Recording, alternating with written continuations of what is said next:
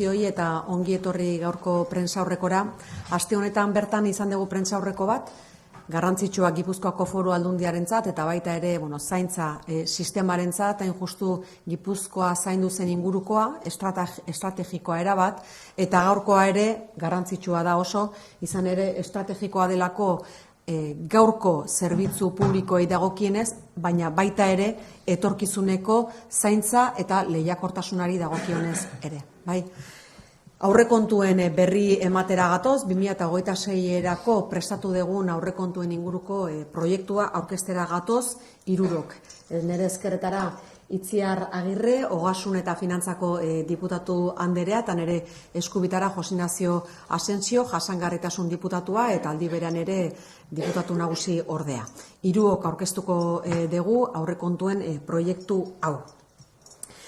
Testu ingurua aipatzea gustatzen zaigu, egokia ikusten dugu, hain justu, ziurgabetasunez betetako mundu batean bizigealako, beldurra da nagusi, gauzak asko ari direa aldatzen, eta gainera oso azkar, baina testu inguru horretan Gipuzkoak oso sendo eusten dio egoerari. Aurrekoan Euskal Finantzen Kontseilua eduki genduenean aipatu genituen hainbat elementu garrantzitsu zirenak eta direnak eta horiek gaur ere aipatu nahi nituzke.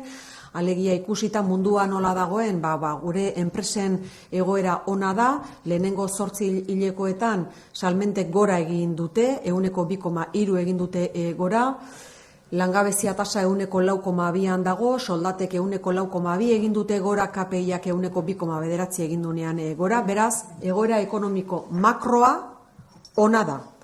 Eta makroa esatea gustatzen zait, izan ere dano dakigulako gure lurraldean ere badaudela enpresak gaizki pasatzen ari direnak eta daudela familiak gaizki pasatzen ari direnak. Eta guk politika publikoak denentzako bideratzen ditugu. Beraz, badaukagu oraindik ere erronka handia, baina gure lurraldea sendo dago egoera honetan. Aldundiak probestu du sendotasun hau gure ekonomiarena eta gure gizartearena etorkizuneko apustuak egiteko eta aldi berean ere erakundea bera zaintzeko, erakundeari ere sendotasun ekonomikoa emateko, baldin eta etorkizunean egoera zailduko balitz, gaitasuna eukitzeko, bai familiei eta bai enpresei ere laguntzeko. Horretan, aritu gera lanean, etorkizuneko apustuak egin eta aldi berean etxea bera zaintzeko. Aurrera begira ere, ambizio sozial eta ekonomiko berarekin jarraitzen du Gipuzkoako Foru Aldundiak, noski horretan sinisten dugulako antizipazioan eta prestatzean etorkizunean utziko dugun erakundea eta etorkizunean ere euki eta merezina ditugun zaintza eta ekonomia. Horretan gabiltza buru belarri. Aurrekontuen inguruan laburpen txiki bat egin nahi dut, izan ere 2026ko aurrekontuen proiektuak 1.286 milioi aurre ikusten ditu, 2026rako. 1.286 milioi euroko aurrekontua aurkezten dugu, sekulako altuena. Hau ahalegin kolektibo handi baten ondorio da, Gipuzkoar guztiok egiten dugun ahalegin kolektibo baten ondorio da. Iaz baino 78 milioi euro gehiago dira eta hazkundea portzentaian 6,4koa da. Nere kasuan, diputatu nagusi bezala, bai Itziar eta Jose Ignaziori hitza eman aurretik, bai laburbildu nahiko nuke zein den gure egitasmoa aurrekontu hauetan, zer den jasotzen dena. 1.300 milioi euro ia goaz inbertitzera Gipuzkoan eta Gipuzkoarrengan, ia 1.300 milioi euro, inoizko kopuru altuena da, eta hau Gipuzkoarron ahalegin kolektibo baten ondorio da. Horretan azpimarra jarri nahi dut. Gaur egungo zerbitzu publikoak eskaintzen jarraitu eta etorkizuneko zaintza eta ekonomiaren oinarriak ari gera sendotzen. Son casi 1.300 millones de euros en este presupuesto del año 2026, el presupuesto más alto y es fruto de un esfuerzo colectivo muy importante. Casi 1.300 millones de euros que van a ser invertidos en Guipúzcoa y en guipuzcoanos y guipuzcoanas. Estamos afianzando los servicios públicos de hoy y sobre todo estamos afianzando también las bases de los cuidados y de la economía del futuro. Horixe da guk azpimarratu nahi duguna gaurkoan. Bi atal garrantzitsu laburbildu nahi nituzke, aipatzen degulako pertsonak zaintzea eta aipatzen dugu ere enpresen berrikuntza eta lehiakortasuna, eta hortaz pertsonak zaintzearen inguruan datu batzuk eman nahi ditut. Badakizute sustraiko eraldaketak bizitzen ari gerala, demografiaren ikuspegitik horren inguruan ere aste honetan bertan hitz egin dugu, alegia gure gizartea asko zahartzen ari da, gero eta erabiltzaile kopuru handiagoa daukagu, eta aldi berean ere Gipuzkoako Foru Aldundiak anbizioa dauka gure zaintza zerbitzua hobetzen jarraitzeko. Horrek eskatzen dituena da baliabide ekonomiko asko.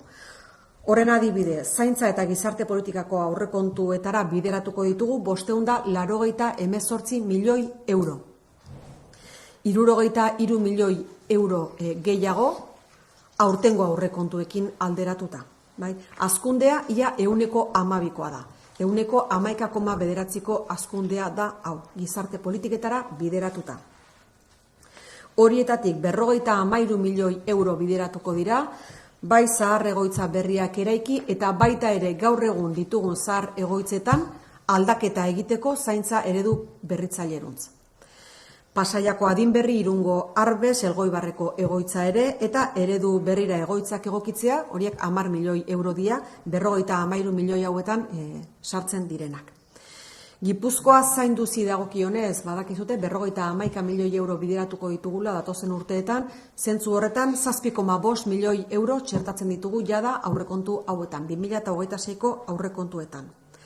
Eta zaintza etxean, zaintza ekosistema lokala gaur egun 18 udalerritan daudenak eta eskalatzen jarraitu nahi dugunak, horretarako 1 milioi euro bideratzen dugu. Hala jasotzen dugu gure aurrekontuen proiektuan. Gizarte politiketako departamentuaz haratago helburu nagusia gure legealdian da Gipuzkoar guztion ongizate integrala bermatzea, eta horretarako departamentu guztietan jasota daukagu hainbat baliabide. Horren inguruan ere aipatu indarkeria matxista eta bazterkeria egoerei aurre egiteko 50 milioi euro aurreikusten ditugula gure aurrekontuetan. Buru osasunari dagokion zerbitzuak indartzeko 14 milioi euro aurreikusi ditugu. Nahitaezko bakardaderi aurre egiteko, alegia nahi ez den bakardade horri aurre egiteko ariak estrategia sendotzeko 700.000 euro bideratuko ditugu. Etorlurren aldetik herri txikietan etxe bizitzak bultzatu ahal izateko 1,4 milioi euro bideratuko ditugu. Eta komunitatearen balioak indartzeko 700.000 euroko partidak aurreikusten ditugu. Estrategia garatzeko komunitatearen balioak eta komunitatearen indarra ere sendotzeko etorkizunean ere. Hori zaintzari dagokionez eta ongizate integralari dagokionez. Beste atal garrantzitsua enpresen berrikuntza eta lehiakortasuna. Zentzu horretan aipatu dugu gure ekonomia sendo dagoela, baina ezin dugula konformatu, ez da kasualidadea gaur egun daukagun egoera, eta hortaz lanean jarraitu behar dugu, lanean ondo eta lanean elkarrekin etorkizunean ere ekonomiak sendo egoten jarraitu dezan, eta etorkizuneko apostuak egiten jarraitzeko. 2025 urte oso garrantzitsua izan dugu mobilen inaugurazioa, baita ere kuantikarena, goerena, eta datorren urteari dagokionez gure ehun ekonomikoa laguntzeaz gain, alegia enpresa txiki eta hartainen lehiakortasuna laguntzeaz gain, horretarako 30 milioi euroko baliabideak txertatzen ditugu 2026ko aurrekontuetan, alegia enpresa txiki eta hartainen lehiakortasunera begira 30 milioi euro aurreikusten ditugu, eta etorkizuneko lanpostuak eta ongizatea bermatzeko sektoreak garatzen jarraitzeko 22 milioi euro aurreikusi ditugu proiektu honetan.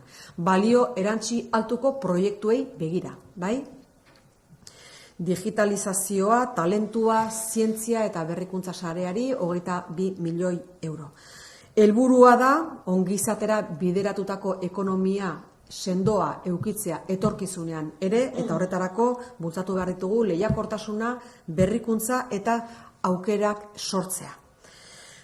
Aldi berean guk aipamena egin nahiko genuke gaurkoan elkarrekin lanean egitasmoari begira. Izan ere, ekonomiaren sendotasuna aipatzen dugunean, eta hori berez berri ona da, beti aipatzen dugu ere badaudela pertsonak egoera txarra bizi dutenak eta hariei lagundu behar diegula. Kasu honetan elkarrekin lanean egitasmoarekin bilatzen duguna da, bazterkeria arriskuan edo bazterkeria egoeran dauden lagun horiei enpleguratze ibilbide bat. Formakuntzaren eta enpleguratzean ere ibilbide horretan akonpainamendua eskainiz.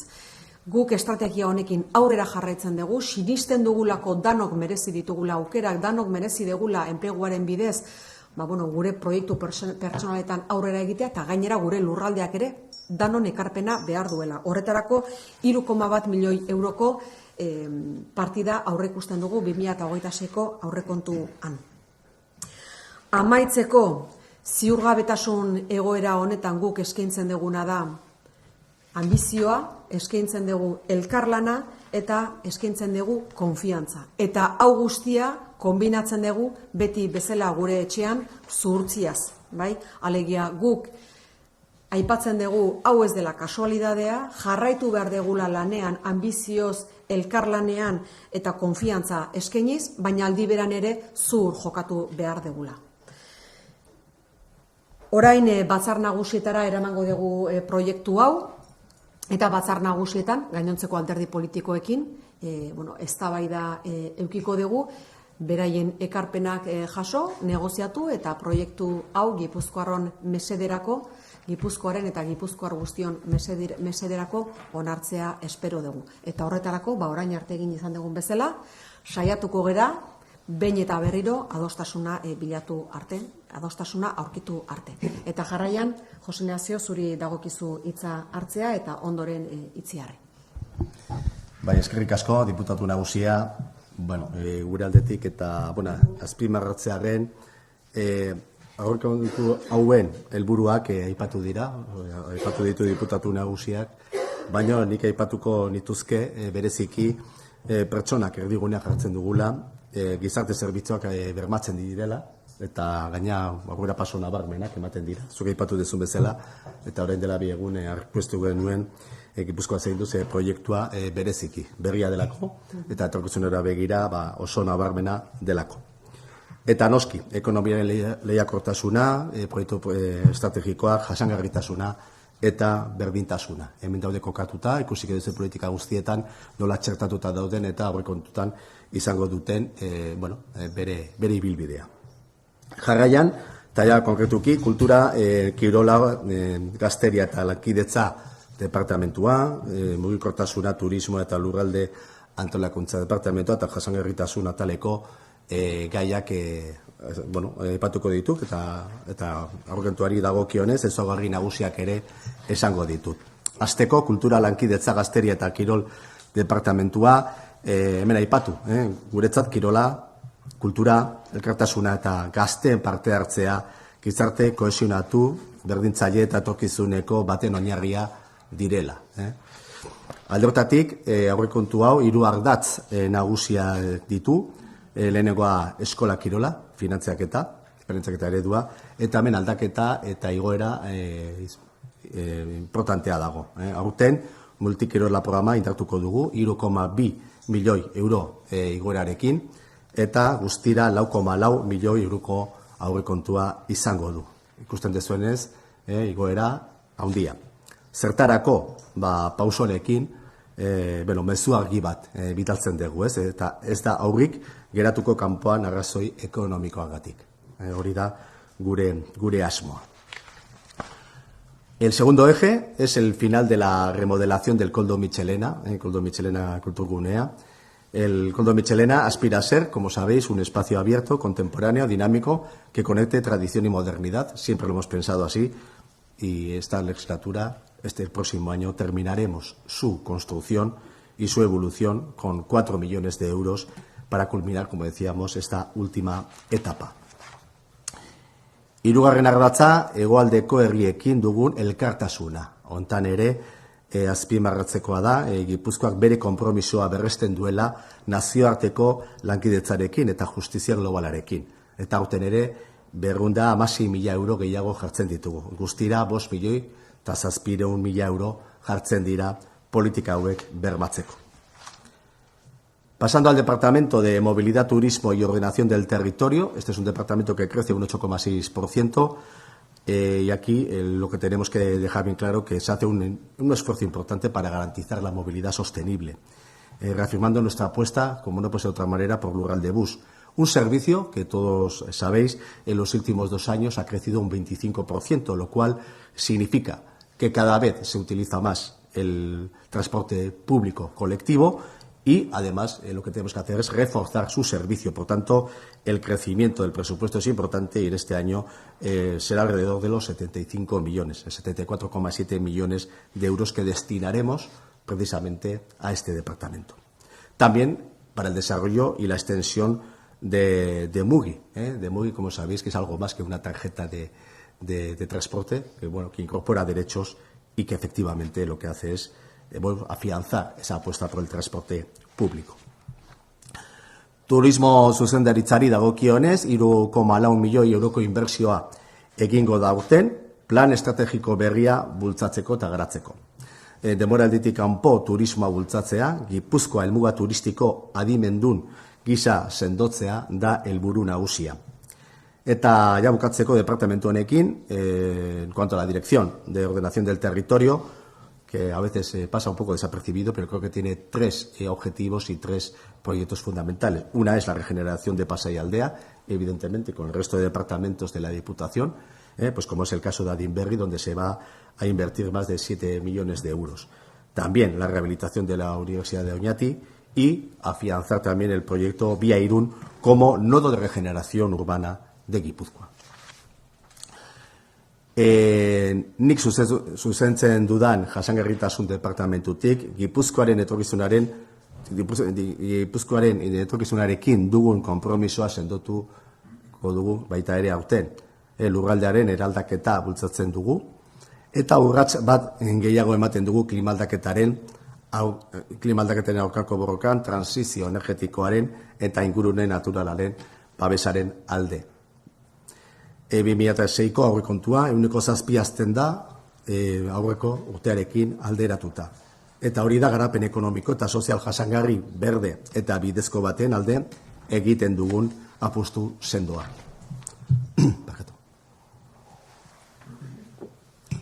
Destacaré los programas más importantes, intentaré ser breve.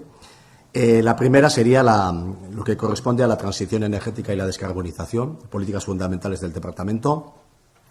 Aquí quiero destacar el desarrollo de las comunidades energéticas, tanto locales como ciudadanas, que tenemos en el territorio, y las industriales. Y aquí citar que ya tenemos 67 comunidades energéticas desarrolladas en el territorio. 60 municipios de los 88 que tiene Guipúzcoa ya cuentan con una comunidad energética. Dijimos, seguimos apostando por ello, que lo que queremos es que todos los municipios de Guipúzcoa tengan una comunidad energética.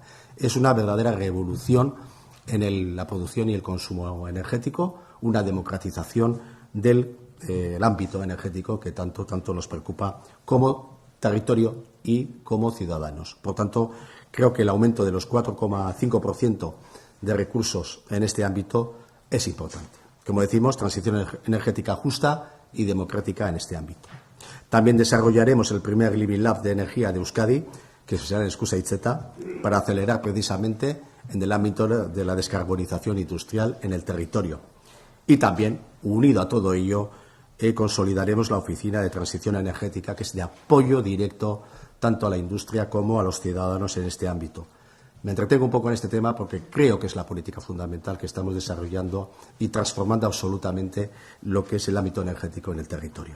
Vamos a invertir más de 6 millones de euros en eficiencia, ahorro y energías renovables. La lucha contra el cambio climático. El objetivo es alcanzar, como sabéis, la neutralidad climática en 2045. Se han dado muchísimos pasos en este ámbito, a veces pasa desapercibido, pero los últimos informes dicen que vamos en el buen camino y habrá que ir acelerando. Aquí incrementamos los recursos un 3% y sabéis que el instrumento fundamental es la Fundación Naturclima, donde pues todas las herramientas que impulsamos son el conocer, anticipar y adaptar Guipúzcoa al fenómeno del cambio climático. Ekonomia zirkularra eta bioekonomia dira ardatz nagusiak baita ere, gure departamentuan, eta kasu honetan Gipuzkoako Europako abanguardian jartzen ari gara, proiektu traktoreak indartuz. Eta zeintzu dira hauek, alde batetik berrerabilera prestatzeko zentroa, CPR ezaguna, Centro de Preparación para la Reutilización, bateriaren ekonomia zirkularreko polo berria, eta bioekonomiaren estrategia berria, hain zuzen. Eta horregatik, guretzat, gure enpresekin elkarlanean egingo dugun prozeso importante izango da. Movilidad sostenible. Hemos hablado de movilidad sostenible, de lo que tiene que ver con el transporte colectivo, pero tenemos otro eje fundamental y que va en combinación cuando hablamos de intermodalidad y estamos hablando de ciudadanía, que es el impulso de los bidegorris en el territorio. A este apartado le vamos a dedicar un incremento presupuestario del 17%. Son más de 12 millones de euros en este ámbito. La gestión de playas y el litoral, como sabéis, también ha sido uno de los ejes fundamentales para llegar a acuerdos con los ayuntamientos costeros. Afianzamos ese presupuesto, consolidamos esa colaboración con los ayuntamientos, se citaba antes. Evidentemente, la Diputación y los ayuntamientos tenemos que ir de la mano en muchas políticas, esta es una de ellas, y aquí afianzamos ese presupuesto con más de 5 millones de euros que invertiremos este año. Ingurumen administrazioan, hemen gure planak, gure proiektuak ingurumen ebaluazio egiteko garaian eta jardueren gainbegiratzea egiteko, ere bultzakada bat ematen diogu eta 8% iloko da bere aurrekontua. Ya para terminar, la gestión del agua y resiliencia del territorio. Aquí, además de seguir desarrollando las colaboraciones con todas las agencias de agua del territorio, Gipuzkoako Urak, Aguas del Añarbe y Txingudi, y también la Agencia Vasca del Agua, como no puede ser de otra manera, en cuanto al desarrollo de lo que son el suministro y saneamiento, el abastecimiento y saneamiento del territorio, es muy importante que tengamos un sistema de alertas tempranas y, por tanto, lo que estamos haciendo, afianzar también esa red de aforos que tenemos en el territorio. Tenemos más de 25 estaciones, las vamos a modernizar, las vamos a intensificar y, como sabéis, es uno de los ámbitos donde tenemos que hacer un esfuerzo importante, porque los efectos del cambio climático también afectan a este ámbito. Y aquí vamos a tener un importe de inversiones de más de 5.800.000 euros. Eta honekin, ez dakit azkarko nahizen, baina bukatzen dut. Eskerrik asko. Bai, egunon guztioi, nik nire aldetik, aurkezpen bat egingo dut orokorra zeintzuk diran aurrekontuaren datu nagusiak, eta gero, falta diran departamentuen inguruan, laburpen bat ere ematen saiatuko naiz. Ikusten dezuen moduan, guztira 7.224 milioi euroko aurrekontu bada, baina aurrekontu horretatik, badakizue, zati bat Eusko Jaurlaritzara doa ekarpenaren bidez, eta baita erakunde arteko funtsaren bidez, 4.748 milioi euroko ekarpena izango litzake.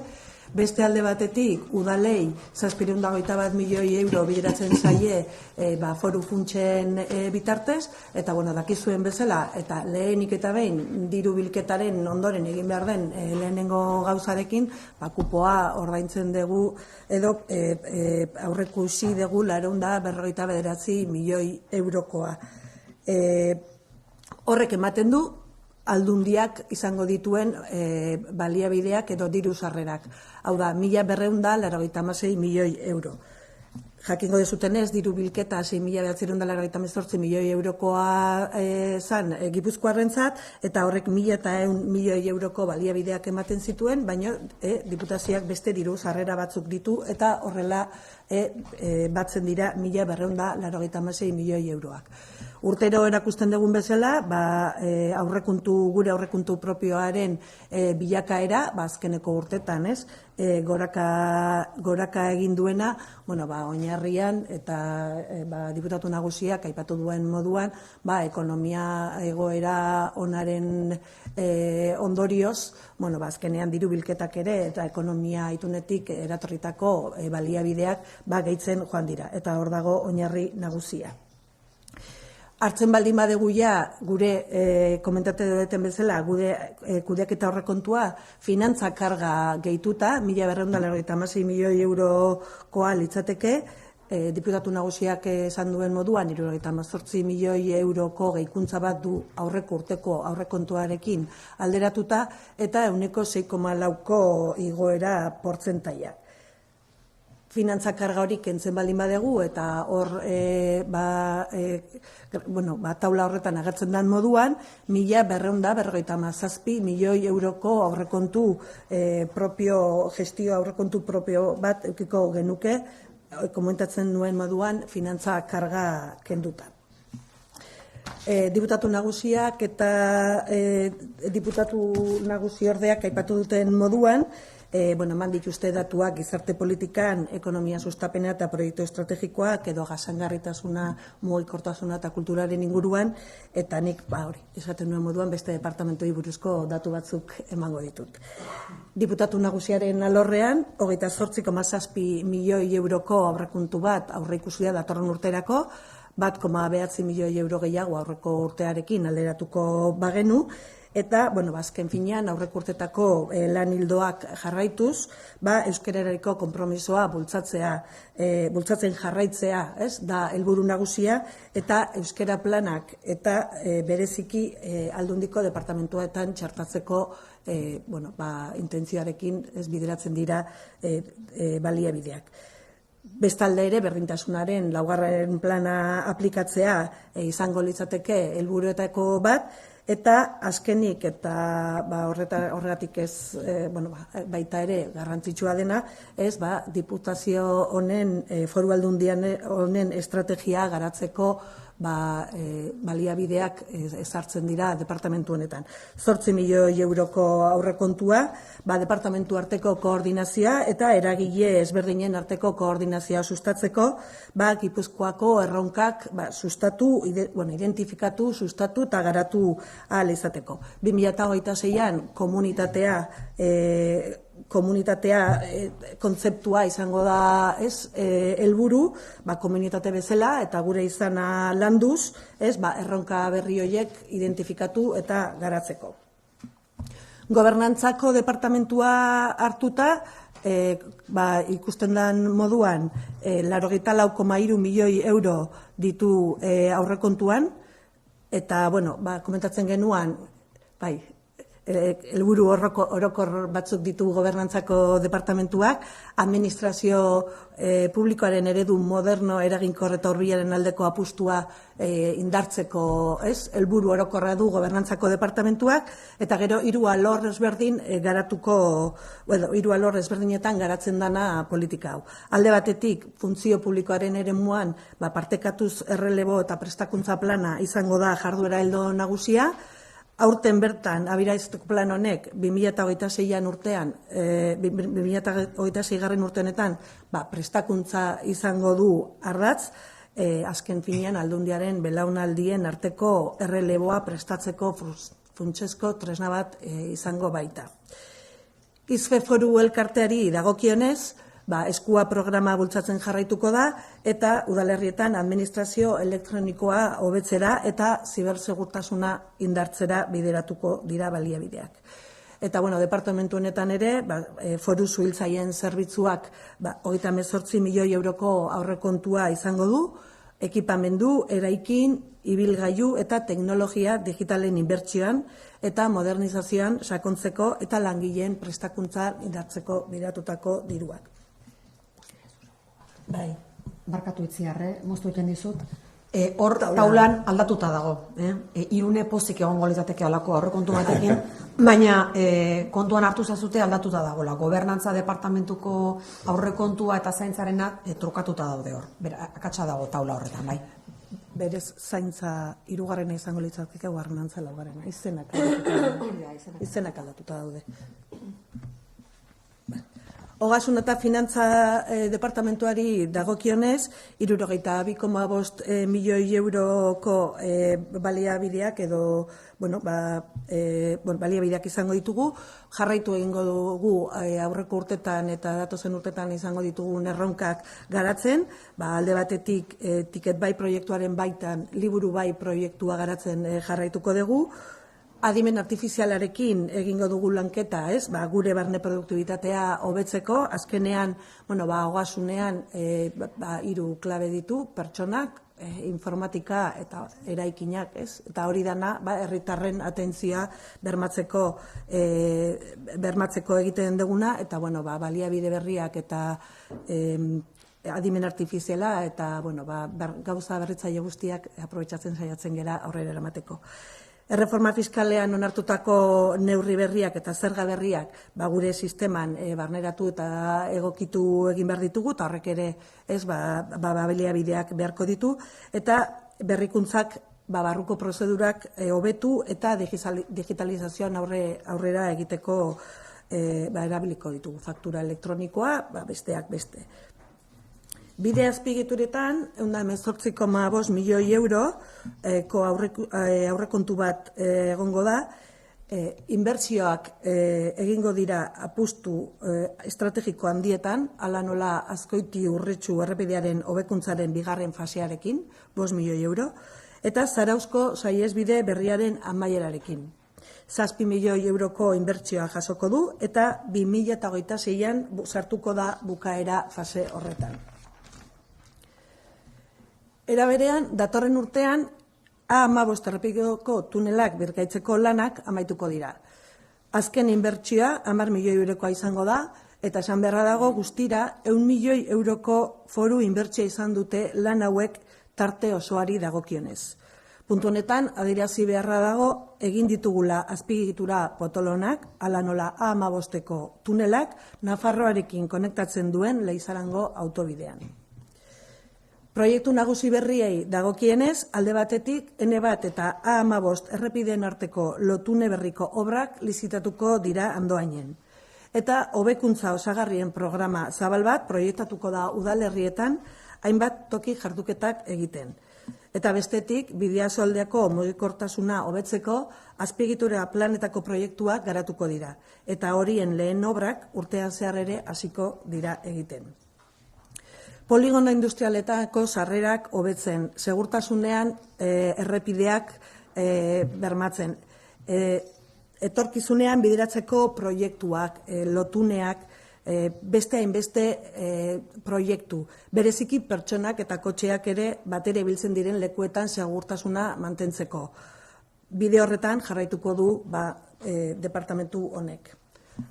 Eta lurralde oreka berdea azkeneko departamentua kontatzeko gelditzen zaitena, 48,1 milioi euroko aurrekontua izango du, orokorrean lehen sektorea suspertzeko, eta tokiko elikadura jasangarriaren bermatzaile gisa eta klima aldaketaren aurkako borrokan funtsezko eragile gisa izango da berak egiten dituen jarduerak. Besteak beste eta datorren urtean bultzatu nahi diren ekintzen artean, zerbitzu ekosistemikoei aurrekontuetatik bultzada bat emango zaio. Baserritar misto profesionala, gaztenek eta trebatu bezalako programak bultzatzen jarraituko da. Eta errelebo generazionalaren estrategiaren baitan beste hainbeste ekintza garatuko dira. Basotiken aldetik, 2026ko aurrekontutik jauzi nabarmena islatzen du Basotik Fundazioaren jardueran. Baso kudeaketa jasangarriaren eredua finkatzearen eta baso jabeen interes gero eta handiagoaren ondorioz.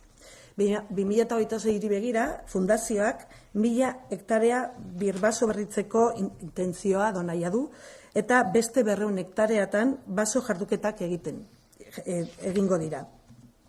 Aldi berean, kudeatzeko kontratu kopurua handitu nahi da, dagoen eskaera handiari erantzuna ahal izateko. Eta besteak beste, gizartea sentsibilizatu eta erakunde publiko eta pribatuekin lankidetzan jarraitzea nahi da basoaren jasangarritasuna bermatzeko. Eta azkenik, lurralde oreka berdean ere, etorlurren baitan, etxe bizitzak etxe txikietan eraikitzeko proiektuekin aurrera egingo da. Herri txikitan, bai. Herri txikitan, bai. Eta honekin, amaitutzat ematen dut, departamentu bakoitzaren laburpen txiki bat, batzar nagusietan datorren astean, edo, batzar nagusiak erabakitzen duten egunetan, emango dira xehetasun gehiago, eta edozein zalantzari balego, nik diputatu nagusiari ematen diotitza, zerbait gehiago gehitu, edo galderei pasa nahi badia. Hemendik aurrera galderak ikuiko bazen dituzte, aukera daukazutela horretarako. Si mencionaba la diputada general, un poco ahora empieza el proceso de aportaciones a este proyecto de presupuestos y la posterior negociación con los grupos, cómo afrontan esta negociación y si lo hacen con alguna preferencia de llegar a algún acuerdo con alguna de las formaciones. Bueno, la posición que tiene la Diputación Foral de Guipúzcoa al respecto es bien conocida. Desde el inicio de la legislatura hemos apostado siempre por intentar los acuerdos con cada uno de los grupos políticos y en ello nos hemos empeñado siempre y nos vamos a seguir empeñando también en el futuro. Hemos sido capaces de lograr acuerdos muy importantes con Podemos y también con el Partido Popular y necesitamos que EH Bildu también se pueda sumar también a este tipo de acuerdos. 10 veces han dicho que no, espero que la 11ª sea posible. En cualquier caso, el emplazamiento es el mismo a todos los grupos políticos y lo vamos a intentar hasta conseguirlo. Euskeraz ideia bera mesedez. Gipuzkoako Foru Aldundiaren jarrera ezaguna da, guk saiakera egiten dugu alderdi politiko guztiekin adostasunetara iristeko. Gu legealdi honetan zehar lortu ditugu akordio garrantzitsuak adibidez Elkarrekin Gipuzkoarekin, Podemosekin, fiskalitatearen alorrean, alderdi popularrarekin ere aurrekontuetan adostasuna bilatu genuen eta aurkitu genuen aurten, eta hemendik aurrera, falta zaigu EH Bildu ere gehitzea akordioetara, 10 aldiz ezezkoa eman dute, 11. berriro ere saiatuko gera, baina berriro diot, hemen saiakera izango da alderdi politiko guztiekin. Izan ere, Gipuzkoak eskatzen ditu aurrekontua, Gipuzkoak eskatzen du elkarlana, eta gu horretan saiatuko gera orain arte saiatu geran bezalaxe.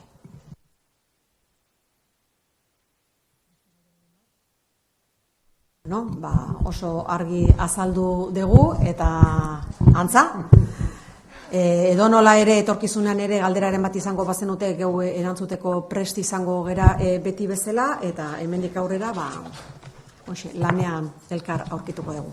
Eskerrik asko.